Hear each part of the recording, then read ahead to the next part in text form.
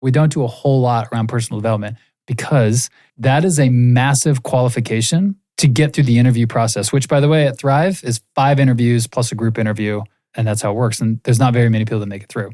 And so we're not one of the companies that just, if you can fog a mirror, then come on board and just hope for the best. And this one is probably the one that we screen most thoroughly for. Welcome to the Real Better Life podcast, where people that are writing stories worth telling share their knowledge, wisdom, and perspective to help you go further, faster as you move to your better life. Over to your hosts, Dave Ness and Rob Alkema. Welcome back to the Real Better Life podcast. Today is episode 18, and this is the second half of the topic, running your business like a business. And where last time was more theory and thought process, today is more of the practical application and some different tips we share that you can put into action immediately, like today in your own business. So in the last episode, we wrapped up talking about 8 key skills that allow you to run your business like a business. And today we focus in on 3 of those in particular that we see people struggle with and that we've struggled with ourselves. And those 3 are long-term vision and goal setting. The second is schedule. And the third is managing the finances of your business, which is arguably the most frustrating and the trickiest one of all of them. So with no further ado, let's dive into today's episode. I like starting from a place of mission and vision, which is essentially, why does the business exist and what do we do towards what end? Yeah. Right. Where are we going? And establishing that, and then taking that long-term vision of where are we going, what are we building, and then backing that down into a 10-year vision, 3-year plan, a 1-year picture, quarterly goals, all the way down to the weekly and daily activities I need to do right now to be where I want to be in 90 days. Yeah. Right. So good. I will say this, and I bet it's pretty similar for you because I have an idea of this, but it was probably not till, I got to think for a second. It was probably not till 3 years into building and running the business that I was building in the insurance world that I actually sat down and started the process of collaboratively crafting a mission and vision statement. Yeah. And establishing core values, right? Like several years. What was that for you? I think it was probably about the same. It was probably 4 or 5 years in, something like that, where I realized, okay, there's enough momentum, there's enough revenue, there's enough of all these things that we can take a step back and figure out where are we going and why and how are we going to get, what's the recipe? How are we going to get there? And I'm not talking about, here's how many calls you have to make. I'm talking about the recipe in our world is, what are your core values? What are you going to stick to? How are you going to hire and fire? Yep. Those kind of things. And what I'm realizing even now in my world is that those pieces of the business can be translated over to an individual business or a household business. That's the kicker, is if you're sitting here thinking, I don't really want to start a brokerage and go down that road. That's fine. However, you still need to know what your 10-year goal is, what your 3-year picture is, what your 1-year plan is, and what the next 90 days is going to look like. If you're actually going to run a business like a business. And if you're listening to this going, gosh, that sounds awfully like EOS. Well, it is. It is. It's exactly what it is. We run our entire platform off of EOS. If you haven't heard of EOS, it stands for Entrepreneurs Operating System. Look it up on Amazon. It's a $12 book you can get, and you can get more consulting and all that on top of that. But it's a framework, and we think it's a really good one. It's not the only one, but it's a really good one. But that translates to an individual person, a household, a married couple, to where you need to be able to, in this context of long-term goals, you need to be able to say, here's what we're up to for the next 10 years, 3 years, 1 year, and 90-day rocks, right? And so for us, if you're wondering, well, what's yours? Ours is simply this. In 10 years, we want to have closed 10,000 transactions. In a year. Yep. Have 1,000 advisors, which are agents.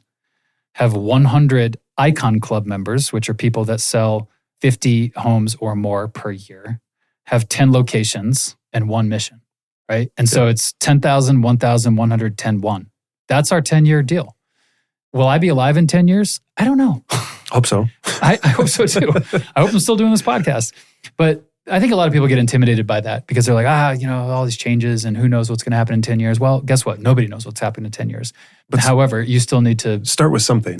Like put something on paper and then break that down to 3 years, 1 year, 90 days, and then go, okay, what do I need to do this week? Yeah. And to that point, like I get amped up when you start talking about this because I just think that there is so much power in the leverage that you get with identifying, here's what I want to have happen in the next year. Yeah. Like, here's where I want to be personally. Here's where I want the business to be. Here's where I want my relationships to be. Here's where I want my health to be. Like, this isn't just business goals, but setting some tangible accomplishments for a year from now and then backing those down into a 90-day sprint. Yeah. Because 90 days is about the maximum amount of time that we as human beings can focus on one thing with a high level of dedication and intensity without getting bored. By the way, that's not Rob's opinion. That's a fact. That is a scientific fact, which I'll reference another book that I love, Train Your Brain for Success. Nice. So good. And so it's this unnatural habit. Most of us were not born goal setters, right? And so you really have to dig into this art of goal setting. And we could literally make the entire podcast just about goal setting. We don't have time for that. Yeah. Right. And so if you have questions about that, reach out to us. If not us, then reach out to somebody. Right. Yeah, consultant. Get some resources on how to effectively set goals. And we are super passionate about that because it gives meaning and purpose to the things that you're doing on a day-to-day basis. And it also creates a healthy space for accountability to exist in your life. Yeah. Right. Accountability feels negative and has a bad connotation when it's not within the context of a goal that you've created for yourself. When that's not present, then accountability feels like, oh, this person is trying to get me to do something that they want me to do. It feels like manipulation. Totally. And that is, well, I shouldn't say that's never the case, but that's absolutely not the case at a place like Thrive, right? And so for accountability to work in a healthy way, that individual business owner has to come to the table with a goal and a 90-day plan and some controllable activities that they're raising their hand and saying, I'm looking for some partnership for somebody to hold me accountable to doing what I need to do to get where I want to be. Yeah. I love that word, by the way. The best accountability is done in partnership. Yes. I think that's like, I use that word really intentionally, partnership. Yeah, 100%. I mean, it's, in the best marriages, that gets expressed that way too. Yep. It's not always the case, which is unfortunate, but that's usually where it takes place. Yep. So that's the first one out of the 8 that we named that is on you, right? Again, out of the 8 things that we've named, sales process all the way to ownership mindset, our opinion, humbly, although we're not very humble, our opinion is that... I don't know if that's word. We're not humble. We're just jackasses a lot of the time. Yeah, that's what I mean. No, that's a fair point. I mean, it's true. But out of the 8, your brokerage ought to be, in our opinion, delivering the vast majority of these, except for long-term goals is the first one. That's up to you. Like we can't deliver your long-term goals to you. You need to do that on your own. The second one is schedule. The second one's schedule, and that's number 3 on our list. Can I share something I've heard you say?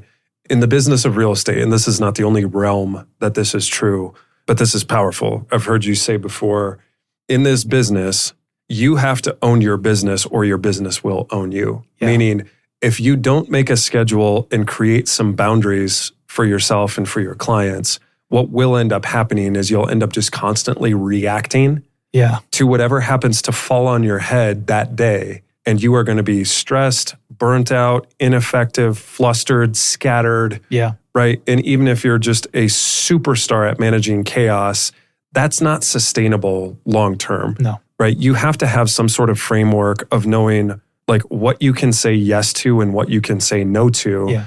And that is your schedule. And I think schedule starts with, and this is the most misunderstood of the core values at Thrive, is living lightly. Yeah.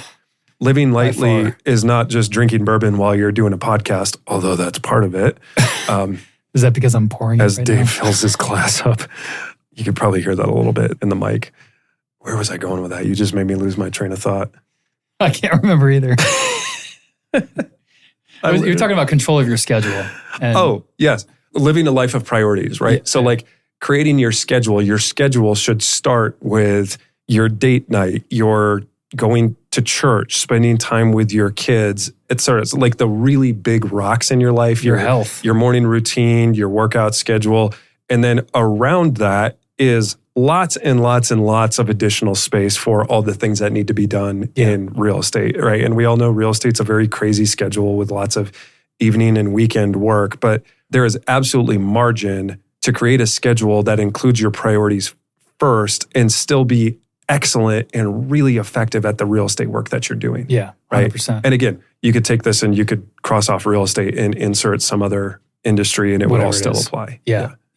If you haven't seen, we could probably wrap up on schedule with this visual. If you haven't seen this visual, you could probably Google it and pull it up on YouTube. But it's a fantastic visual where you take a plastic or glass container of some size and you have a bag of sand and then a bag of rocks.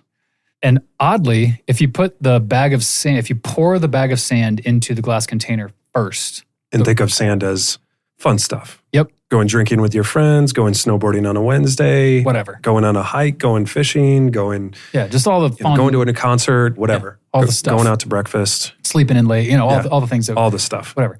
Put that in first. Pour the sand in first. This is physically true. You try it. And then pour the rocks in. And the rocks would be representative of that which is very important.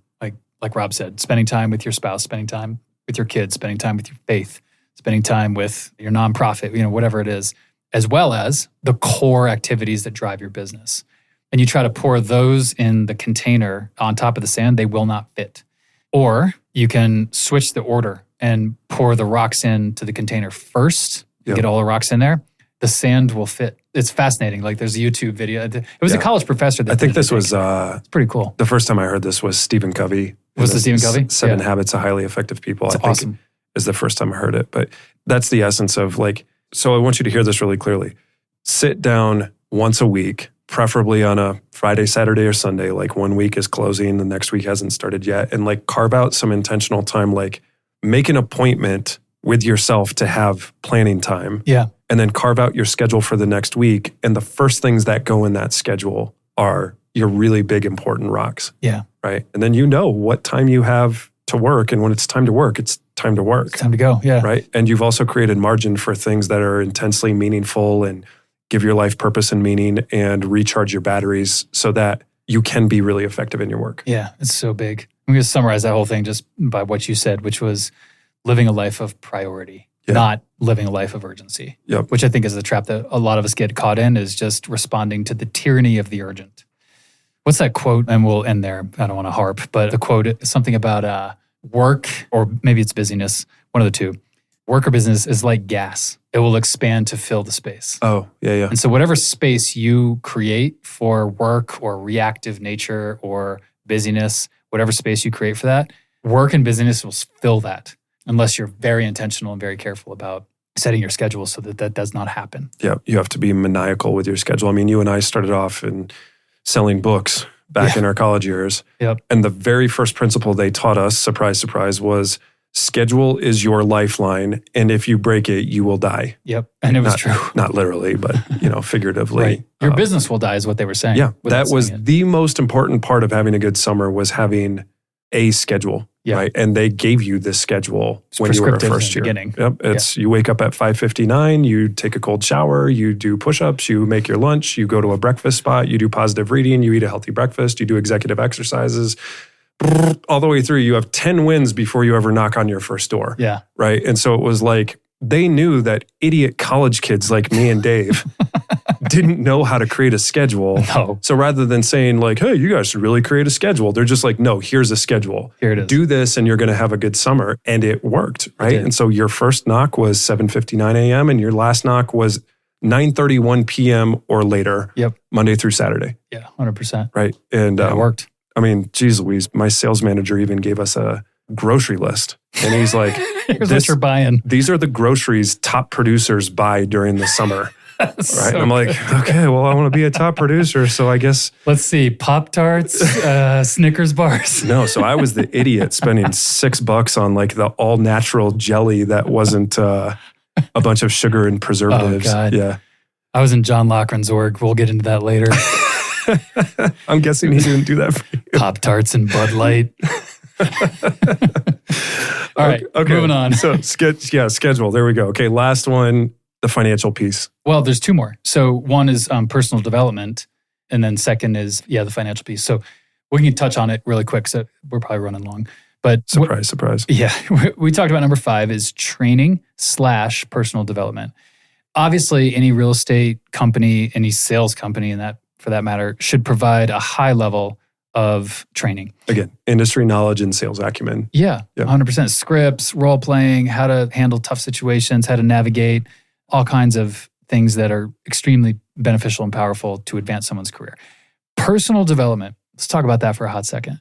Personal development is the second part of that. And we actually, at Thrive anyway, we don't do a whole lot. There's a few things here and there, but we don't do a whole lot around personal development because that is a massive qualification to get through the interview process, which, by the way, at Thrive is 5 interviews plus a group interview, and that's how it works. And there's not very many people that make it through. And so we're not one of the companies that just, if you can fog a mirror, then come on board and just hope for the best. And this one is probably the one that we screen most thoroughly for. Yeah. Right. Like we look for people that are already heavily invested in their own personal development before they ever get through the front door. Exactly. Right. This isn't the place that you come to figure that out. No, right. This not. is the place that you come to when you already have a lot of these habits already formed and you're looking to be on an Olympic team with other national champions. Yeah, 100%. It's well said. It's not a good place to learn how to be disciplined and how to develop personally. It's a great place to come and accelerate that. Right. And so sure. Just to clarify, when we talk about personal development, that is being in the habit of consistently reading books about business, about sales, about people, about psychology, about faith, about mental health, physical health, like whatever the big priorities are in your life, like marital success. Yeah. All those things. Putting new ideas in your head and gleaning from other people's experience. So reading is a huge part of it. Listening to podcasts, hopefully ones that are better than this one. Professional coaching. Yep. Professional coaching. Counseling, therapy. Yep. Workout routines, journaling, meditation. Yeah. All of that stuff that we're talking about, like those are habits that if those are part of your daily or weekly routine, that's a person we would look at and go, that person's dedicated to working on themselves. Yeah. And this one's such a big deal because when you get into real estate, for the vast majority, 99% of people getting into real estate, 99.9% of people, they are the business. Yeah. Right. And so when you work on yourself, you're going to see the effects of that directly on your business. As you become more effective, that's going to show up in your results. Yeah. Right. So like Jim Rohn, who I love, Jim Rohn, one of his quotes is, your level of income will rarely exceed your level of self-development. Right. And so that's a call to action for all of us to take an honest look at how are we doing on improving ourselves and in what ways are we improving ourselves? Enough said on that one? Yeah. So, I mean, that's all in the podcast. That's the hard part of the this. whole episode right there. It's amazing. Yeah. It's the punchline, the concept of that is what you're just saying, which is you got to be able to show up with some of the fundamental aspects for you personally. And they're actually objective, not subjective. Yeah. It's not like, oh, I believe this, I believe that. It's like, well, show me. I can't remember who it was, doesn't matter. Somebody said to me one time, you'll know exactly what people value if you look at their calendar and their checkbook. Yep.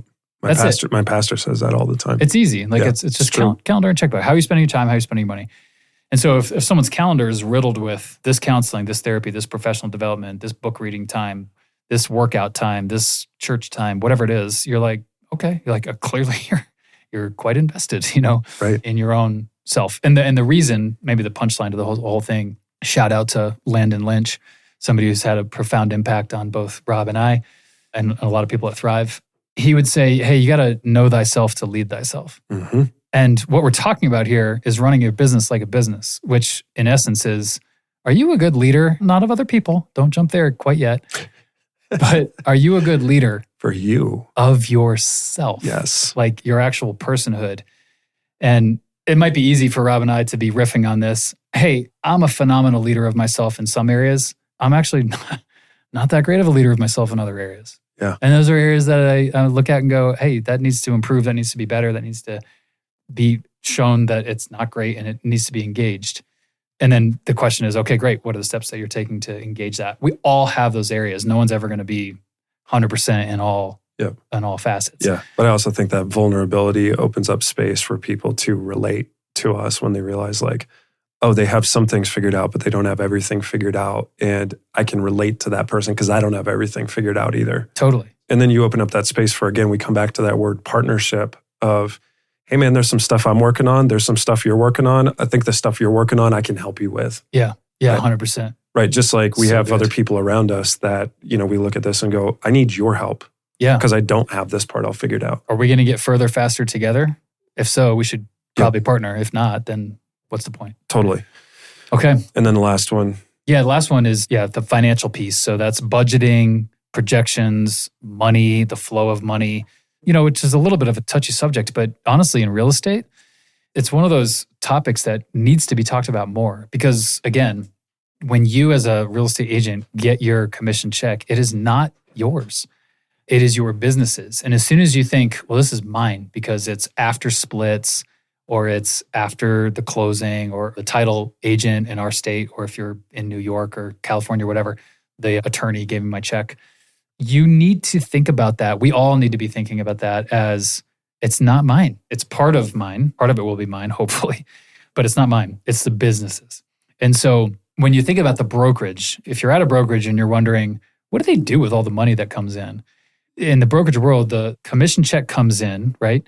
And let's just keep it simple with a $10,000 commission check total, right? $10,000 comes in. That's revenue. Then the revenue has to be split, whatever that split is, with the agent, right? And so it's 70, 80, 90, whatever percent that gets paid to the agent. That is actually a cost of goods sold. Mhm. That's what it's called in real. If you're looking at QuickBooks, if you run your business off of QuickBooks, you would be classifying that as cost of goods sold, meaning you would not have that revenue without that cost. Right. Just like if you're an agent and you're working a lead and that lead has a referral fee or an upfront out-of-pocket cost, it's the same thing. Cost of goods sold. You wouldn't have it, That's right. right? And so and it's for some listeners, it might be like rudimentary, but if you think about it, let's just pretend for a second that you're selling candles because there's one sitting on on the desk here. So you're selling candles, right? And you sell a candle for $10. But in order to sell that candle, you needed a glass jar, a wick, wax, and a label. And all of that cost you $7. Well, effectively, your cost of goods sold is 70%. It's the exact same thing as if you pay an agent 70%. And you're left with 30. But that's not profit. You're not done. Now you have to take that 30% after cost of goods sold and pay for the operations of the business, which is employees, rent, internet, technology, software, salary, marketing, insurance, marketing, TVs, whatever, all the stuff that you have. And after all of that is paid, you're still not done. Then you have to pay taxes. Taxes. I was waiting for that. The biggest split ever, the freaking government. And you can't negotiate it. And so then the taxes come out. Then and only then you're left with what you get to keep, right? So that's how it works. And so as an agent, as an individual agent, I think the danger is that we oftentimes get caught in the cycle of, no, all that already took place. My commissions are my profit. That is a lie. Mm-hmm. You are lying to yourself. Can you talk about anybody who's ever heard you teach this is like, oh my gosh, this is so good. This literally changed my business. Can you talk about the advice that you give agents when they're first starting? And you talk about like creating different bank accounts and talk about like how many different accounts you create and what each one of those is for so that you have an accurate, effective flow of money in your business. Yeah, 100%. And so, this probably is another episode, so I'll keep it somewhat high level. The concept that Rob is talking about is every single time you get a commission check as a real estate agent, you need to do the exact same thing with that check. Meaning, X amount goes to this, Y amount goes to that, Z amount goes to this, A amount goes over here, B amount goes over here. I don't care if it's a $1,500 check, $15,000 check, $150,000 check. It doesn't matter. It's just revenue. And to treat your business like a business, to actually run a business like a business, you have to do the exact same thing with every check, with every amount that comes in. And so we teach a class at Thrive, and it's all about how to do that, how to break it up. High level, you want first and foremost an operating account, right? And so the money goes into the operating account, and that's where the deposit gets made. you have a completely separate account, totally separate account at the same bank, but separate account. That makes the transfers really easy. You have a completely separate account for a rainy day fund, which is really important because that day will come, right? Like interest rates will go to 8%. Your governor will tell you you can't do showings anymore because of some crazy disease called COVID. All this stuff happens, right? And you have to have a rainy day fund. We all know that. We've been told that probably by sage wisdom and our parents.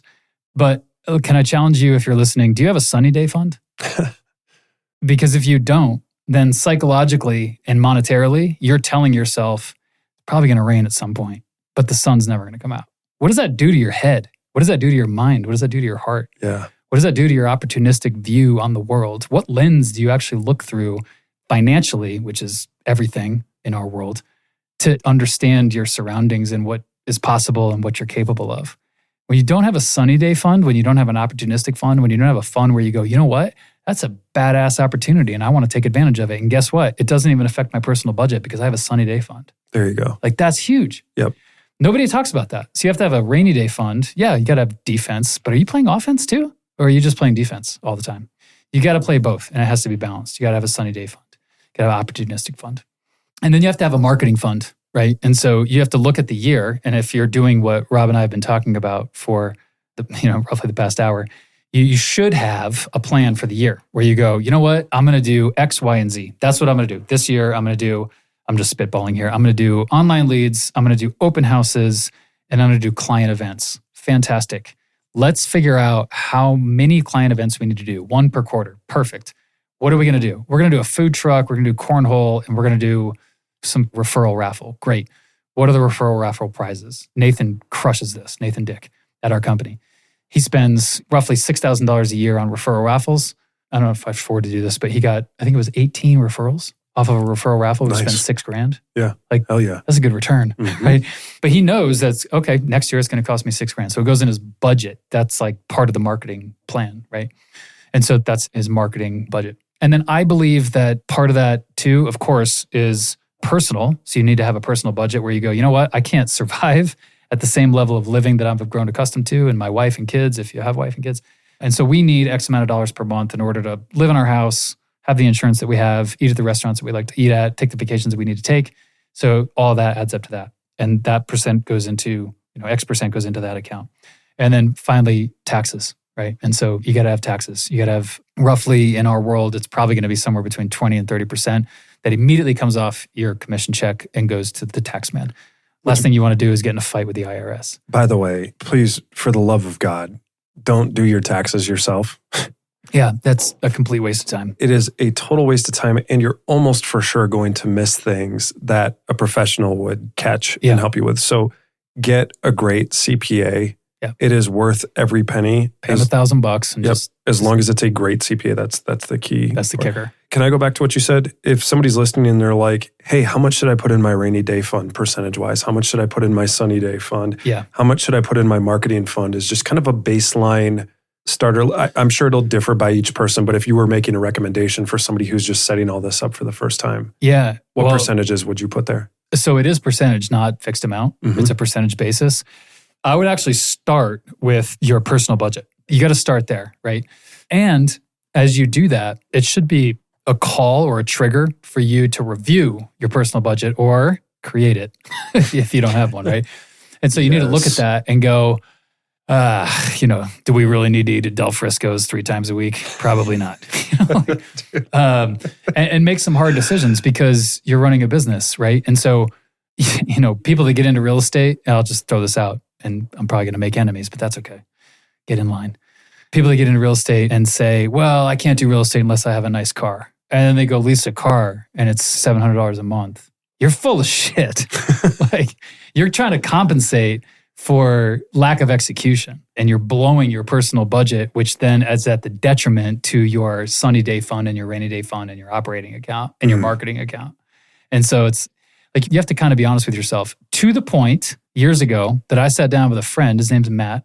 And I said, hey man, you and Aaron are fantastic and I trust you guys. Can I just show you our personal budget? I'm literally going to show you all the money that we make, all the money that we spend, where we spend it, how much we give, how much we don't give, where we go to eat, blah, blah, blah, blah, blah, all the things. And he was like, That's pretty vulnerable. Huh? Yeah. Like if you ever tell anyone, I'll kill you. And so, but it was great. We sat down and he went through it and he was like, here's like 2 or 3 things that I think maybe potentially are out of whack. That's what we're talking about in terms of vulnerability financially, where you go, I'm coachable, I'm teachable, I'm humble. We can't do that unless other people have a view into, where we're spending money. Right. Because what you're asking is the percentages, which is difficult because it's like, well, you have to kind of figure out the percentages to the extent that they work. In other words, at the end of 6 months, if your marketing budget, your marketing account or your sunny day fund is, $50, it's one of 2 things. You're either misbudgeting or you're not producing. Right. Or both. Right.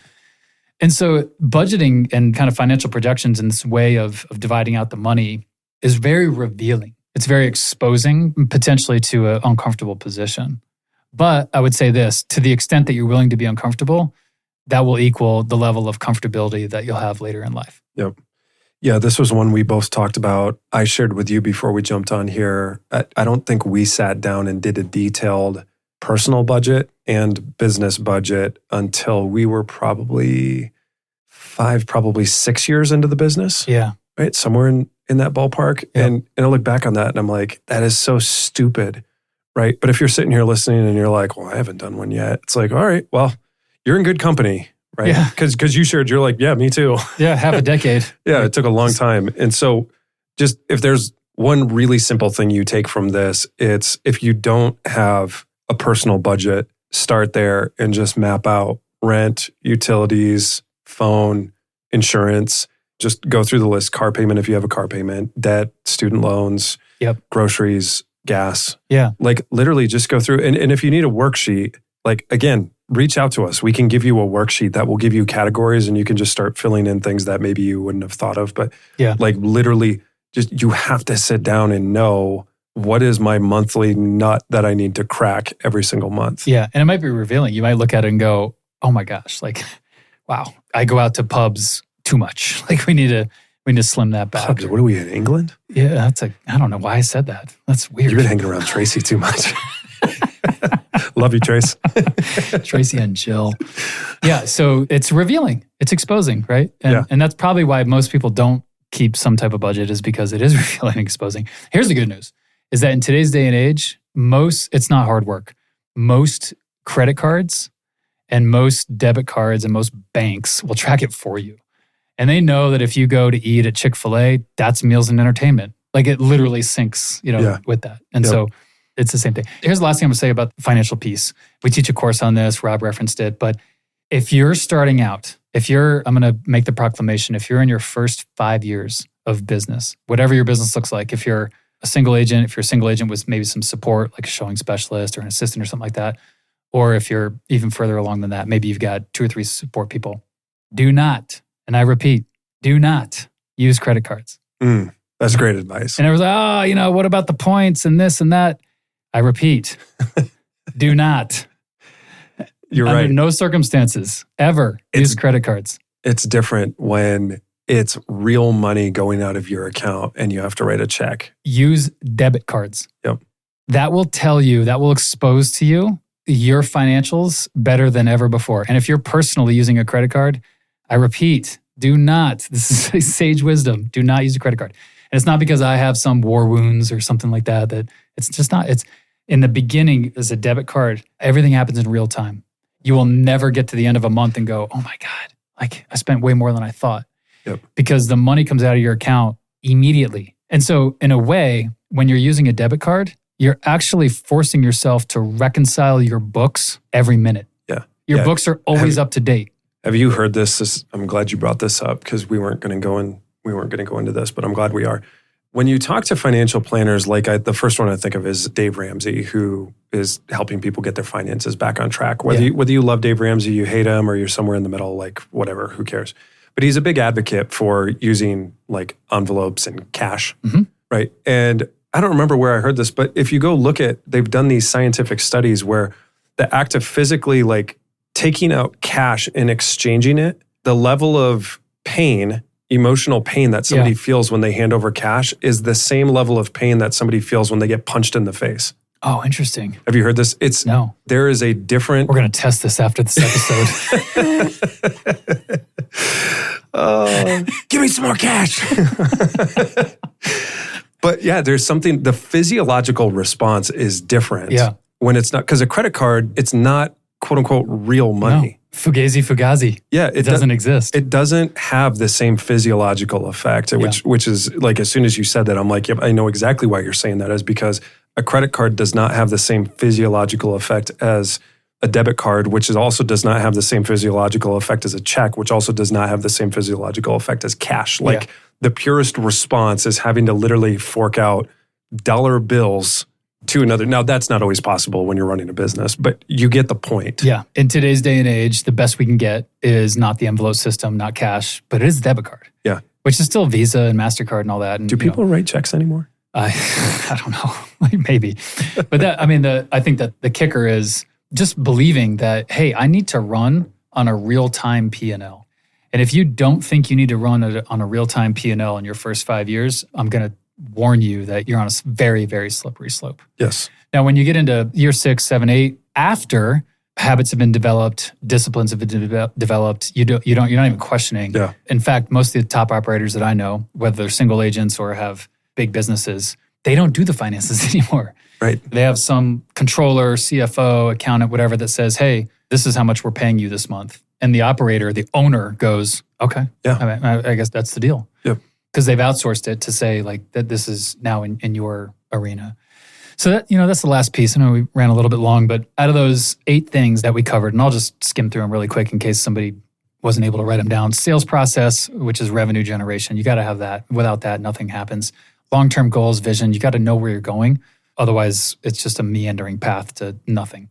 Number 3, schedule, which is committing and being both the employer and the employee and being able to hold yourself accountable. Number 4 is stats and metrics and tracking and being able to understand what are the gaps, what are the strengths, how do I increase my strengths, and how do I improve my gaps. And then number 5, training and self-development. And training is all about being able to advance your career through subject matter expertise. Personal development is all about knowing yourself to lead yourself in order to achieve more than you would have otherwise. And then number 7 is supplies. And that's just all the above: tech, vehicle, collateral, website, materials, handouts, flyers, all that stuff. And then number 8, finally, is the ownership mindset, which is asking yourself the question, what can I and I alone do to advance my business? And that's that unique contribution to what the business is. Yep. Yeah.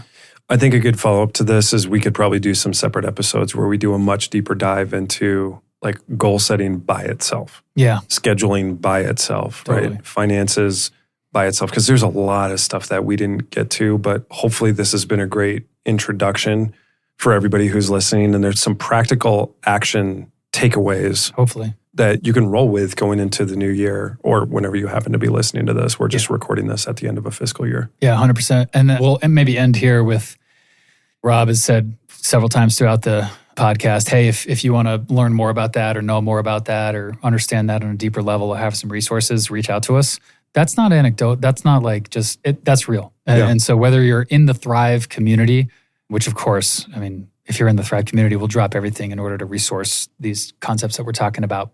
Even if you're outside the Thrive community, and if you're thinking, oh man, I'd love to dive deeper into that, we'll learn from you too. Yeah. You probably know some things and do some things that we don't, and that we could probably sharpen our saw and increase our chances of achieving our better life as well. Yeah. Hit us up, Dave@thrivedenver.com, Rob@thrivedenver.com. Pretty simple. Easy. Yeah, right on. All right. I think that's a wrap. We're going to pour a couple more fingers and then we're going to be done. Cheers, brother. Cheers. All right. Here's to the better life. Right on. We're out.